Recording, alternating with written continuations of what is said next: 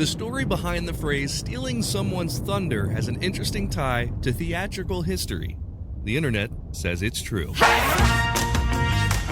Hey there, and welcome to The Internet Says It's True, where every week we learn something that sounds made up but is really true. Part of the WCBE podcast experience. My name is Michael Kent, and this is episode 176. Welcome back, Tiziters and casual listeners. It's time to learn something that will make you the coolest person at the party. And if you're going to parties where weird stories about history make you the coolest person at the party, then can I come? According to numbers I looked at the other day, we've got a lot of new listeners. So welcome to the show. I hope you get the chance to go back and listen to some past episodes and bone up on your weird history. And if you like it, don't forget to give the podcast a rating and a review. Also, you can be a Tiziter. All you have to do is sign up at patreon.com/Michael Kent. This week, we welcome new Tiziters Tim and Bill. Welcome aboard, folks. I'll be mailing you some goodies, and now you have access to all the videos of the guests on the show and ad-free episodes. Also, you can see every episode of my live stream show, Joke, Story, Trick. Once again, if you want to become part of that community, you won't be sorry. It's patreon.com/Michael Kent, and you can pledge any amount that you want. I am once again asking for your financial support. Last week's episode was all about a word origin when we talked about Bluetooth, and this week we're talking all about the origin of a common saying. So let's go all the way back to 18th century England. Let's get on with it. Blow winds and crack your cheeks. Rage. Blow your cataracts and hurricanes, spout till you've drenched our steeples, drowned the cocks. You sulphurous and thought-executing fires, vaunt couriers of oak-cleaving thunderbolts, singe my white head. And thou, all-shaking thunder, strike flat the thick rodundity of the world, crack nature's mold, all Germans spill at once. That makes ingrateful man. That's from the third act of King Lear, where the thunder plays an important role in the setting. So even in some of the stripped-down performances of the Shakespeare play, the sound of thunder is often still produced backstage to help set the scene. It's more than a sound effect. The thunder plays a role in the play. It's hugely symbolic of the weightiness and chaos that come from King Lear's decisions. Some theater scholars also see the thunder as the voice of God, being symbolic of divine justice. In Macbeth, thunder is usually heard whenever the witches appear. It helps to symbolize that chaos and trouble. And it was that use, the use in Macbeth, that gives us the origin of the phrase, stealing someone's thunder. It came from one of the ingenious ways that people came up with for creating that sound in a world without speakers and digital sound effects. One of the most creative ways to create the thunder sound backstage was called a thunder run. Some people call it a thunder box, but that's also slang for outhouse, so we'll stick with thunder run. Also, I'm going to start calling my bathroom the thunder box forever. The thunder run was basically a long wooden trough that could be tilted back and forth or that was permanently tilted to one side. Inside the trough, there would be a series of cannonballs or other large heavy balls. When they would roll across the wood, they would create a rolling thunder sound. There are only 3 remaining examples of a thunder run in England, and only one that actually works, the thunder run at the Bristol Old Vic. Theirs consists of 2 troughs, each one more than 130 feet long in the rafters of the backstage area. It had stopped seeing use in 1942 until it was restored in 2012. You can actually book tours of this theater where you can see and hear it in action. Here's some actual audio of a thunder run.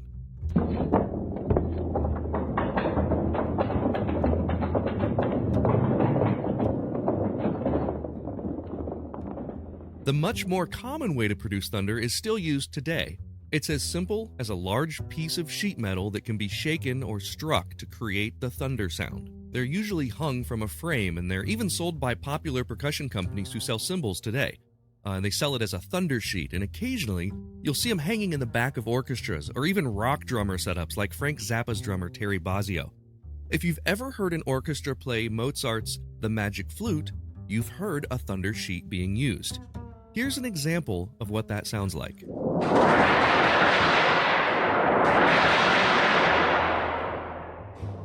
The origin of the Thunder Sheet goes back to a playwright named John Dennis, who created it 315 years ago in London. We'll learn more about John Dennis after a quick break from our sponsors. I'm John DeSando, host of Back Talk. This podcast is an extension of the long-running, award-winning movie review show, It's Movie Time. Back Talk features additional content and banter with guests about new movies. If you want more insight and information about what's playing now in theaters and online, find Back Talk at the WCBE Podcast Experience on WCBE.org. You'll be happy you did. There was a time that humans used 100% organic products as healing balms and moisturizers for their skin. Well, I've partnered with an awesome company that wants to get back to those times. Fatco sells organic and responsibly made tallow-based skincare products. For centuries, humans used tallow in skin moisturizers and healing balms, but unfortunately, the topical application of these fats seemed to stop around the same time that animal fats stopped being considered part of a healthy diet. A lot of modern skincare products do more harm than good by stripping your skin of its natural oils. Let's change that. You can try them out now at fatco.com and get 15% off your order by using my promo code INTERNET. Go to theinternetsaysitstrue.com/deals for the link. If you love listening to this podcast every week and you want to show your support, that would mean a great deal to me. You can do that by becoming a Patreon member. We've got members at all levels, whether you want to pledge $1 a month or $10 a month. Just think about the value that you receive from this show. And if you like the histories and the stories that you learn about or the jokes that you hear, and if you think that they're worth it, consider signing up. For that, you get every episode ad-free and a week early, access to bonuses like the unedited videos of the guest appearances, and 20% off all merchandise. You can sign up today at patreon.com/Michael Kent. That's patreon.com/Michael Kent.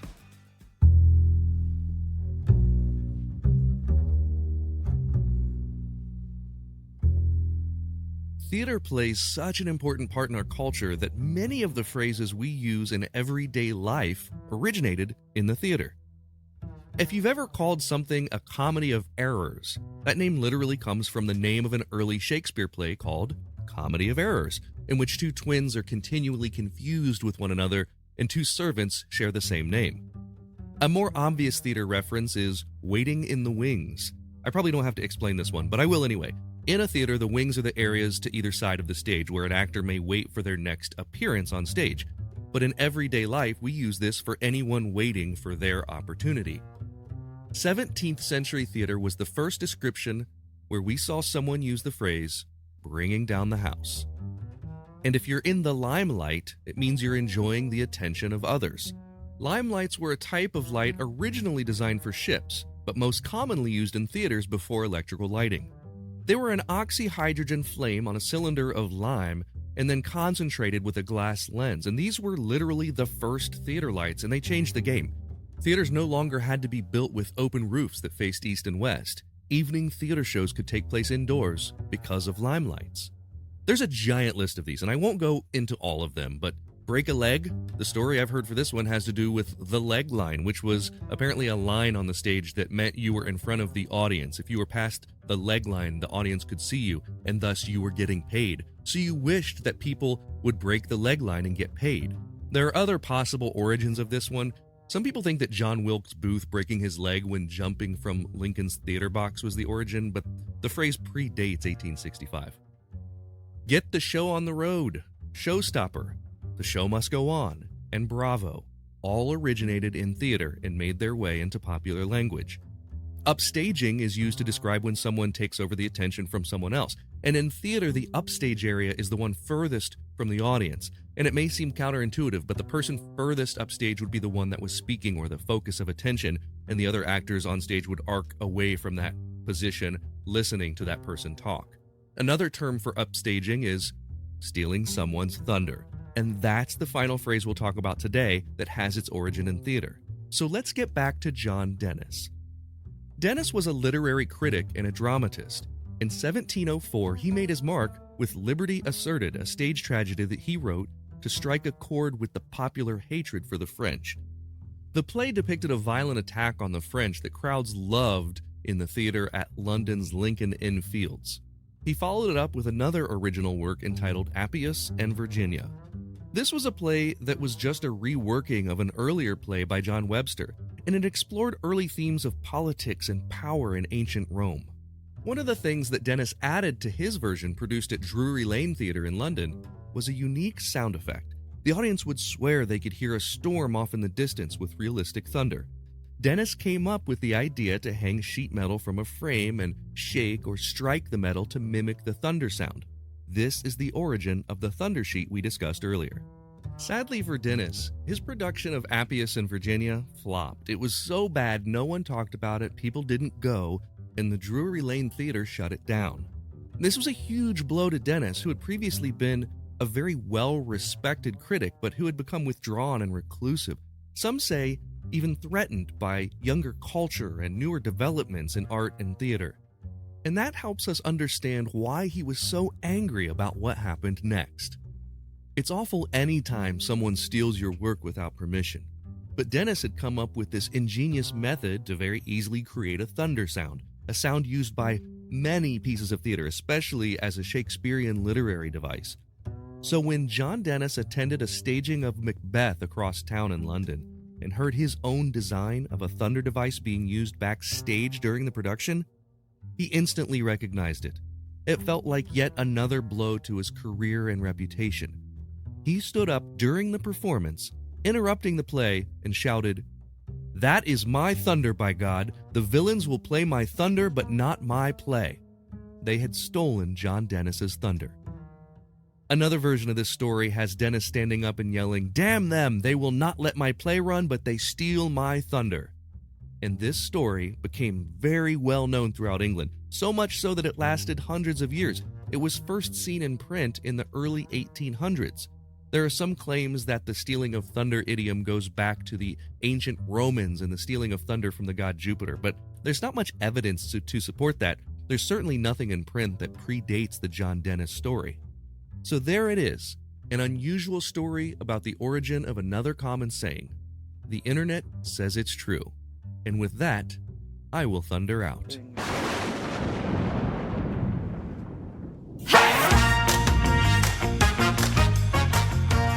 It's time for Yap Yap with me and a friend, and today I'm catching up with longtime guest of the show, Eric Dittelman. Eric is one of the nation's most successful mind readers, and I've been trying to get him back on the show for so long. We finally made it work this week. Hello, friend. Hey, how you doing? Good to see you. I'm well. It's been a while. Yeah, it has been a while. What was the last episode you were on? It was sometime last year. I don't remember. Yeah, it was a while ago. Well, you're coming at a good time because we have a lot of new listeners as of last week. So, oh, great. Yeah. Fantastic. So, yeah, it's a fun topic, and I think you're going to do pretty well on it. And that's mostly because of, well, I don't want to say why because that might ruin it before we get to the first question. But with all of spoil. that said, how was your holiday? How's the winter been? You're in Good, New York, yeah. so it's probably pretty cold there, yeah? We just got our first snowfall that broke a 700-day streak of no snow or something like that. Something crazy. Wow. Because last winter was very mild.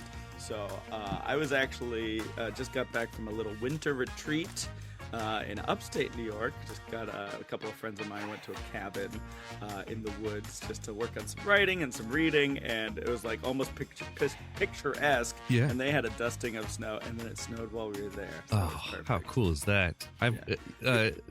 Jonathan Burns, another friend of ours, entertainer, and I always talk about doing one of those, like a writing retreat in a cabin somewhere, and then we can just never make it work with the time. It's so hard to get people's schedules to all work together to do that.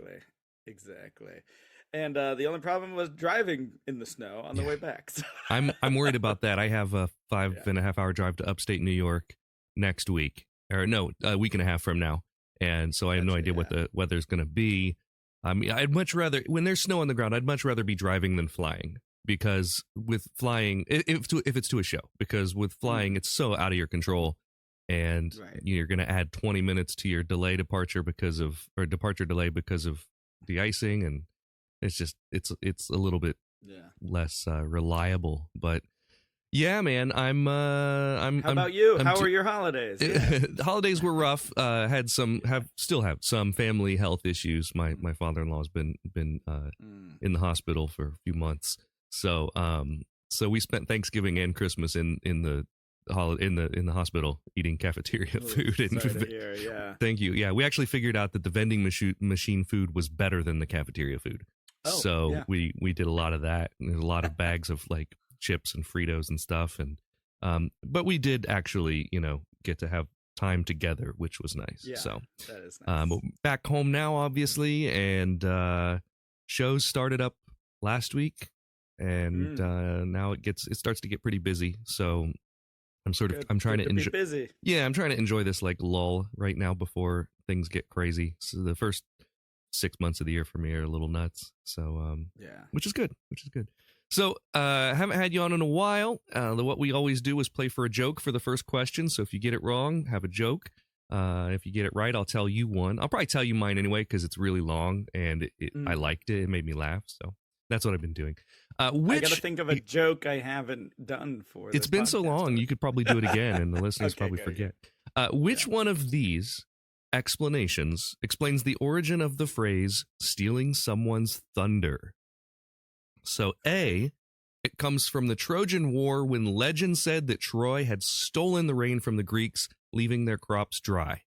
B, it was derived from the hip-hop slang for success, and it came out of 1960s New York City culture. Or C, it was derived from an 18th century playwright whose method for making thunder sounds was copied by another theater. Ooh, I was thinking at first of like Greek Prometheus stealing the fire kind of thing, but now that you said the theater one, I think it's that, because like using like the metal sheets to make the thunder, and if someone like copies that, maybe that was like proprietary at the time. So I'm going C. The answer is C. Absolutely. Yeah! It is C. Now I will give you you get a special mention, however, because one alternate explanation is that it may be connected to the stealing of thunder from the Roman god Jupiter, and that the usage of the saying, that goes way, way before, obviously 18th century.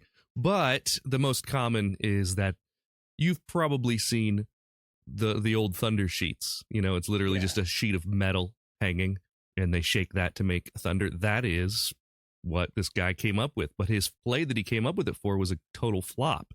Meanwhile, on the other side of town, someone was putting up Macbeth, and they needed to make it thunder. And the dude stood up and yelled, "Damn them!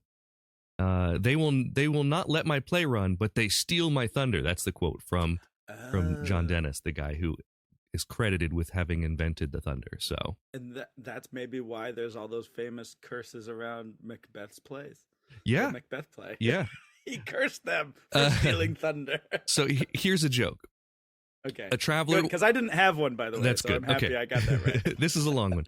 A traveler was walking along the side of the road in Arizona, hitchhiking on a dark night in the middle of a thunderstorm. Time passed slowly. No vehicles went by. It was raining so hard he could barely see his hand in front of his face. Suddenly, he saw a car approaching. It was moving slowly and appearing ghost-like in the rain. It slowly and silently crept toward him, and he stopped. He wanted to ride very badly, so he jumped in the car, closed the door, and only then he realized there was nobody behind the wheel, no sound of the engine to be heard over the rain. Again, the car crept slowly forward, and the guy was terrified, too scared to think of jumping out and running. And he saw that the car was approaching a sharp curve and still was too scared to jump out. He started to pray and beg for his life, and he was certain the ghost car would go off the road and into the river, and he would surely drown. But just before the curve, a shadowy figure appeared at the driver's window, and a hand reached in and turned the steering wheel, guiding the car safely around the bend. Then, just as silently, the hand disappeared through the window, and the hitchhiker was alone again. The guy was paralyzed with fear, and he watched the hand reappear every time they reached a curve, and finally, frightened nearly to death, had all he could take, and he jumped out of the car, ran through the storm to the nearby town. He was wet, and then he was in shock, and he goes to this lighted tavern with a voice quivering, I guess it should be, ordering 2 shots of whiskey, and then shaken, he told everybody about his supernatural experience. A silence came over those listening, and everybody got goosebumps. They realized the guy was sober and he was telling the truth. and the sounds of the storm continued outside. About a half hour later, 2 guys walked into the bar, and one says to the other, "Hey, look, man, there's that idiot that rode in our car while he was pushing it in the rain." Did you see that coming? I like how that one started as a horror story. Yeah. Like a long, short horror story. Yeah, it seems super creepy, and there's like a Large Marge type of thing, and then, yeah, absolutely. It's funny because telling it the second time after reading the punchline, it seems very obvious what the punchline is going to be. So I guess maybe that's a good punchline because it's not. I didn't see it coming the first time. Yeah. Oh man. So any shows lined up recently or coming up soon? Yeah, I have a couple shows for the public to come see too. I'm gonna be in Delaware at the Smyrna Opera House, Smyrna Okay. Opera House. And that's February 24th. So if you're in the Delaware area, you can come check that out. Nice. Otherwise, if you're in New York City, you can catch me sometime at Speakeasy Magic. I fill in there. So it just depends on the day. You might happen to catch me, but it's a great show no matter who you see on that night. And that's the fun off-Broadway close-up magic and mind-reading experience. Yeah. Very good. So, very good. Yeah. And plus other private shows that I'm taking me all over. I'm heading to Washington State for a few shows at the end of the month and yeah, beautiful. all over the place. I love Washington State. I've only performed there a few times, but every time I get out, I just I breathe in and I'm like, oh my God, fresh air. I was just talking about this with Donnelly. Like there's just something about the air up there in the Pacific Northwest that you're just reminded of how dirty it is where you live. You know, you're just like, It's because of the Sasquatches. Yeah, the Sasquatch farts are wonderful smelling. Question 2. For this next question, we're playing for an admission of our worst habit. So whatever your worst habit is, in your opinion, which one of these is a real method to create a lion's roar sound? A, opening a squeaky door and then slowing the sound down. B, attaching a string or spring to a large drum and pulling on it. Or C, spinning a large tube connected to a string over your head. I can picture all of those. I like that the answer also just doesn't include Mike a lion or bring a lion backstage. Right. A practical, we should have said a practical way to create a lion's roar. Yeah. I think I might actually know this. Again, I go to this, one of my favorite museums in New York is the Museum of the Moving Image, and they have a whole section that's just ADR. So it's all about like Foley artists and that kind of stuff. So my guess is B, the drum with the string. You are correct. It is the drum with the string. I thought maybe you would know that as part of your history with bands and with music, because that was my experience being in a percussion section. It was always up to us to, I don't remember what piece of music we had where we needed to create a lion's roar in the music, but we had one of these. It was the kind that I believe they market. You can sell it, and so it's like a big tom-tom or like a floor tom, and in the middle of the drum head there was like a metal spring, and so all you had to do, like a really tight spring, is run your thumbnail over the spring, which would create your vibration, and then as you do that, it resonates the drum. For other versions I've seen are a string with some sort of rosin, whether it's beeswax or whatever, so that you get the friction to vibrate the drum. And man, that's what I was picturing. Yeah, it sounds good. I'm going to put in that sound right here.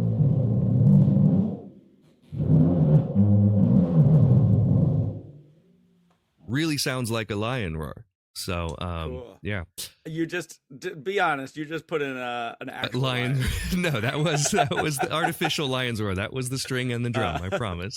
I think the other two you mentioned too, spinning like a coil around your head, that could be wind, but also like, it reminds me of the Brad Bird did the sound effects for Star Wars and like the lightsabers. What were the lightsabers? Were like metal or something, right? Like hitting metal? It was like an electrified spring that you hit on one end and it just kind of coiled down, I believe. I could have this all wrong. I didn't do my research on the internet. So. That's fine. So Michael, you'll have to do a future episode on other Foley effects. Absolutely. And then the other creaky door is just like probably like just some, like a creaky door sound. It sounds. Yeah, there were other. I believe it was the AT sound, or maybe maybe it wasn't. It was the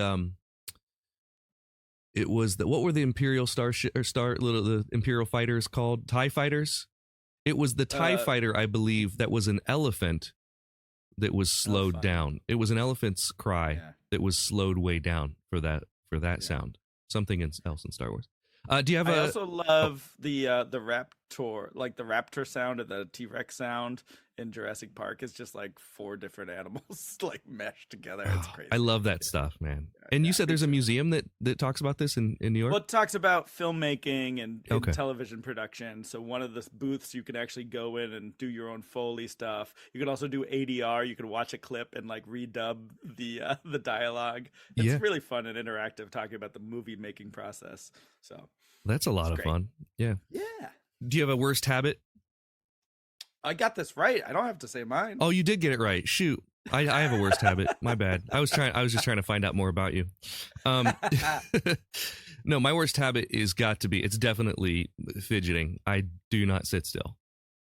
Which is funny because like I'm someone who historically I'm a meditator. Like I meditate and I sit still for that. If I have a goal, but if I'm just doing something else, I cannot stop tapping my feet. And it's not I don't have a song in my head. I just do it and I don't realize I'm doing it.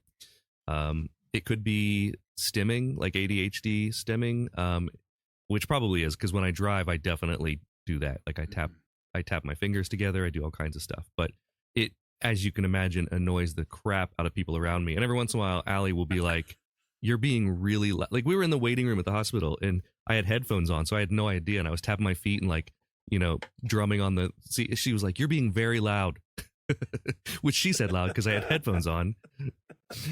No, you are. I know they have those like fidget spinners or the fidget cubes to keep your hands occupied. Is there a foot version that would be do for your feet? I don't know that it would work. I'd probably end up just tapping my feet on that thing, whatever it was. Here's the plan. We need to get you. Remember those Skip It toys? Like You need to have one looped around one ankle, and you just keep skipping around over and over again at all times. While seated, that'd work your abs pretty good, I feel like. That would be amazing. Yeah, no, I mean, honestly, if we hooked me up to some sort of energy-generating device, I could power a whole town. Oh, wow. Like, they have, under your desk, they have, like, exercise bikes that are just your foot, or just for your feet. So I could do that, and then I could keep the lights on. That was one of the more clever puzzles in one of the escape rooms I did, where you had to ride the bike to generate power in some underground bunker. So one person had to keep riding the bike while everyone had to do like the stuff in the room with the lights on. That's awesome. Yeah. And I guess you figure that out pretty quickly when you ride the bike and it works, and then they turn off when you stop riding the bike. Yeah. It's great. We were talking about escape rooms the other day because there's one on the Quest that I was playing. I don't remember the name of it now. I think you should die or something like that. I expect you to die. I expect you to die. 3 sequels. I think I have 2 of them. Yeah, I think I have 2 of them, and I haven't beaten either one of them. I remember getting stuck and then just ending it. The only thing I play on the Quest now is the Puzzling Places, which is a 3D puzzle generator, like a jigsaw puzzle, but it's in 3D. And oh my God, I love it. I love it so much. It's so relaxing. I was telling you, we got to play mini golf. It's so I great. do. It's very relaxing. Yeah. We got to play. I still have not downloaded it, but I'll put that on mine so I can. I just have the old. Mine was called the Oculus Quest, the Oculus before Meta. So awesome. Actually, I think that Meta came along right as we bought, because I remember it changed the logo changing from Oculus to Meta on mine, and when you reset where you're looking in the virtual reality, it's still the Oculus logo. It's the only place the Oculus logo still exists is when you reset the thing, there's a little O. Everything else has changed to Meta. This conversation is very boring to the folks who don't have one of these. Yeah, it's really cool. It was a gift, and I probably would not have bought it for myself, but I love it. It's one of those things like I'm really happy I have, because it's relaxing. It's really nice. It was really great during lockdown because it felt like you were able to leave your house. Oh, yeah. You know what I did a few times was I don't know what app it is or what program it is or whatever, but it's basically Google Street View, but you can use the Oculus. So I used it a few times to go places that I had actually been in real life, like other countries, and walk down a street that I had actually walked down in real life. And that was really cool. Nice. That was really neat to see. Also very cool for 360, like VR YouTube videos. So Yeah. For the next question, for question 3, we're going to play for a sticker, as we always do. It's 3 inches, Great. it's orange, and it's sticky. This one, I think you're going to do okay on, because here's your question. What popular play's name is bad luck to say in a theater? Good thing I'm not in a theater right now, but it would be Macbeth. Yes, the questions were, the choices were Shakespeare's Hamlet, Shakespeare's Macbeth, or Goethe's Faust. And the answer, of course, is Macbeth. I should stop giving extra answers when I answer a question. Do you know? Yeah. Do you know why? Or I'm just a very good mind reader. You could be. You could just be reading my script right now. You're either a mind reader or a hacker. One of the two. What do you know why the Macbeth thing started? I, at some point in my life, knew why. Yeah. At this current instant, I can't think of why. All right, so you lose this question. No, I'm just kidding. No, I know the whistling was also bad backstage. I learned that one too. So the whistling one is very interesting. Yeah, that's the sailors would work the ropes and like all the sandbags and stuff. So if you whistled the wrong tune, it might activate a sandbag or a set dropped on your head. Yeah. This was before lights and before electronic means of communication. And so they communicated backstage with the stage managers and stuff, who weren't really called stage managers back then, but they communicated with whistles. So if there were actors backstage whistling, they would signal stuff inadvertently. I guess the thing with Macbeth is when it opened, the person who was supposed to play Lady Macbeth, that guy died, and Shakespeare had to play the part that night. And then in a different production, someone got stabbed because there was an actual real knife where there was supposed to be a fake knife. And all of these events in a short amount of time were happening during the production of Macbeth, so much that they basically said, there's so many accidents and misfortunes, they said you can't say Macbeth, which leads us to believe now that if you're on Broadway, you're not allowed to say Spider-Man in a theater. Thought you'd like turn off the dark. You got to specify. You're not allowed to say Spider-Man turn off the dark. That's one for people to Google if you want to look that one up. The internet says it's true. You're an avid theater goer, so I figured that you would get that one right, as well as someone who works in many theaters. You are, my friend, 3 for 3. Woo! Question 4: which one of these? We're gonna play for an admission of the best thing that's happened to us this week. So, you can just pick any one thing. Which one of these plays is the longest running musical in Broadway history? Is this another one you can answer before? I want the choices just to confirm. Just to confirm. I have an idea already. Okay. I'm not sure if the choices are going to help you if you don't already know. A, Phantom of the Opera. B, Cats. Or C, A Chorus Line. Oh, so here's the thing is I feel like some of these might have been broken. This is going to be, let's not talk about the pandemic at all. Right. Okay.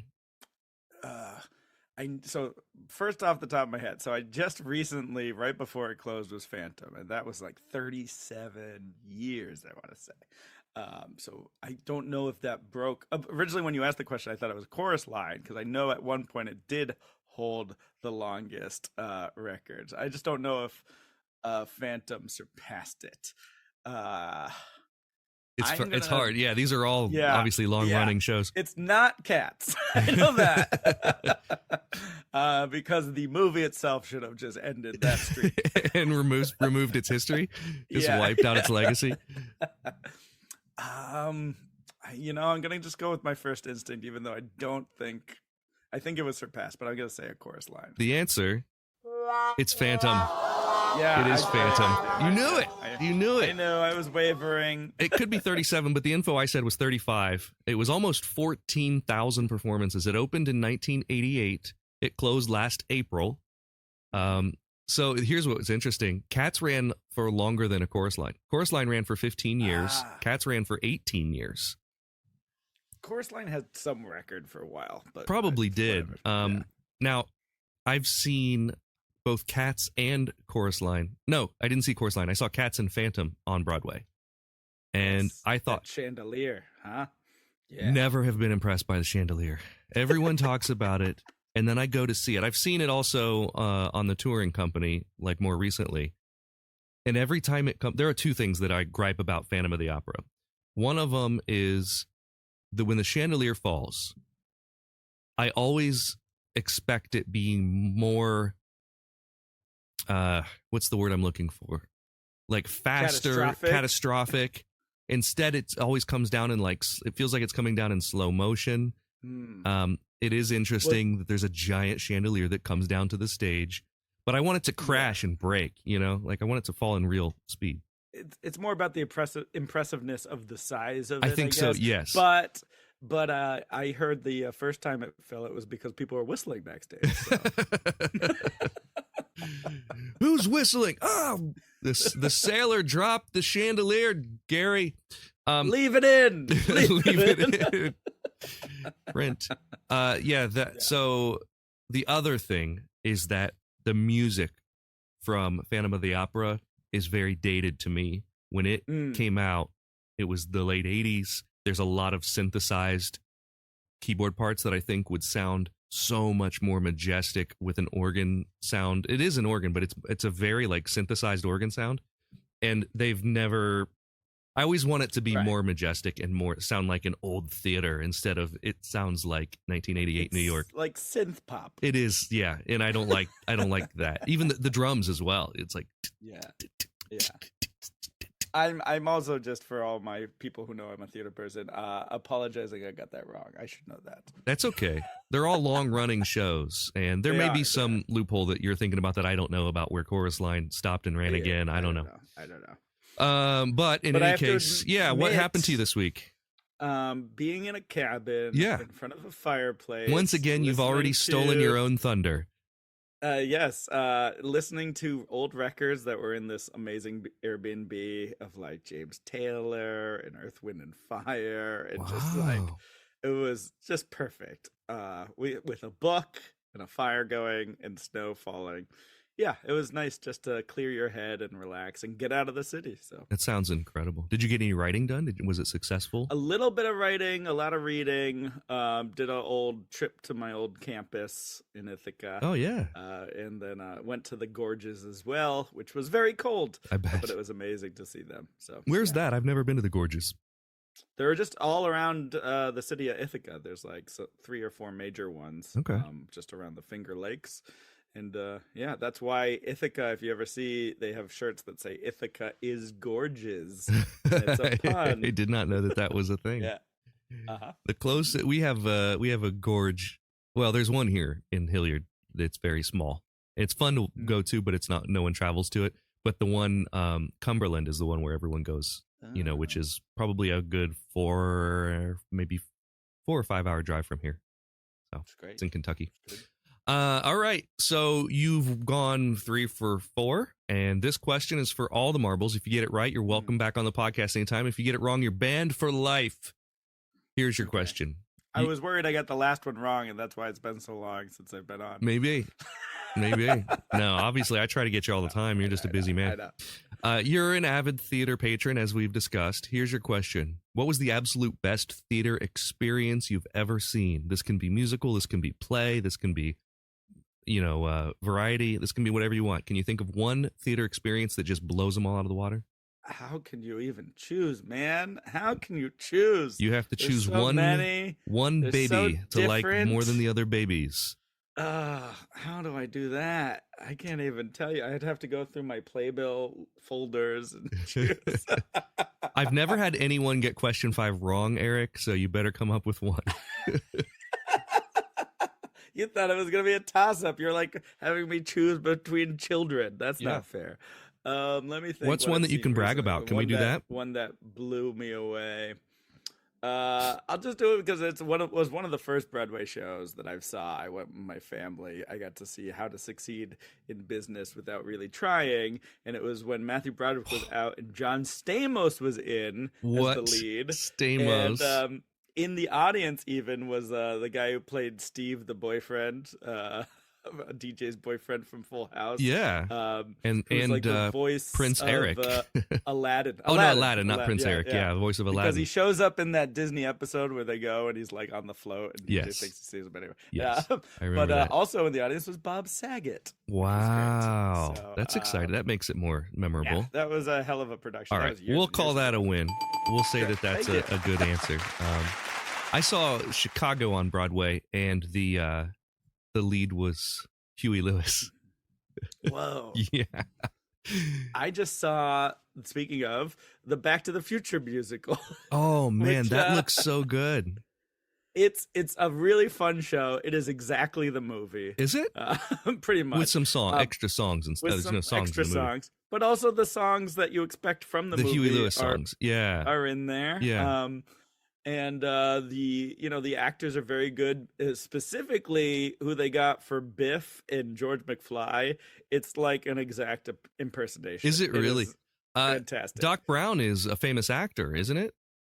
He's one that's he was. I've seen him in other stuff. I feel like, and I don't recall his name, but he reminds me of like he's been in a bunch. He reminds me of Kevin Kline, the film actor. Sure, but that's not him. Marty's voice sounds just like Marty. Oh, really? And then the magic effects of just like, especially the ending sequence with the clock tower, is just so phenomenal. The way they do projection and scrims and, having the car. That's great. I love it. So good. Theater tech has come a long way from the 18th century when we were just shaking pieces of metal.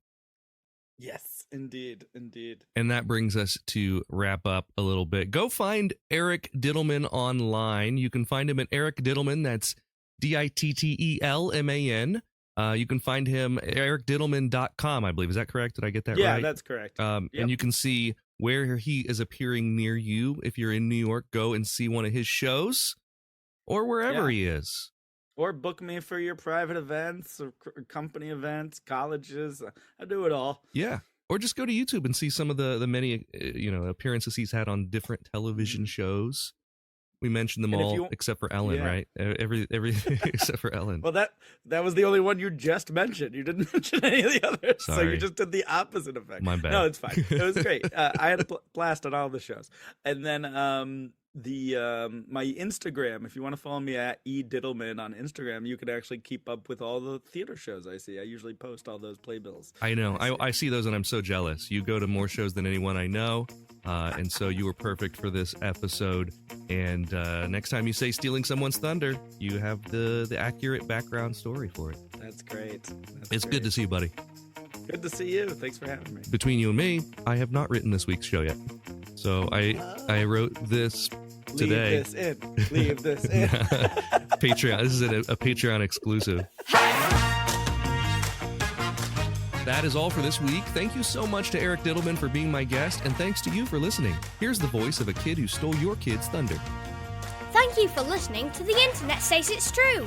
To listen to episodes ad-free and a week early, support us on Patreon. You can do that at patreon.com/Michael Kent. If you learned something just now that you didn't already know, go to the Apple Podcast app and leave us a review with 5 stars and a few words. That helps us a ton, because that's how the algorithm works. I don't know what an algorithm is, but just do it. See you next week for a brand new episode of The Internet Says It's True! The Internet Says It's True would like to thank the Patreon subscribers whose monthly contributions help to make this show possible. Sean Brown, Joshua Endress, Dallas Ray, Bryce Swanson, Eugene Anderson, Jim and Joanne Martin, Mitch and Andrew Joseph Kemplin, and the show's official Emperor, Kick Track. The show is written and produced by me, Michael Kent. The theme song is by Finite Music Forge, and all audio clips in this episode are used for education and commentary and used under Fair Use Title 17 U.S.C. Section 107. You can listen to past episodes by searching for The Internet Says It's True wherever you get your podcasts, and you can see bonus content at patreon.com/Michael Kent.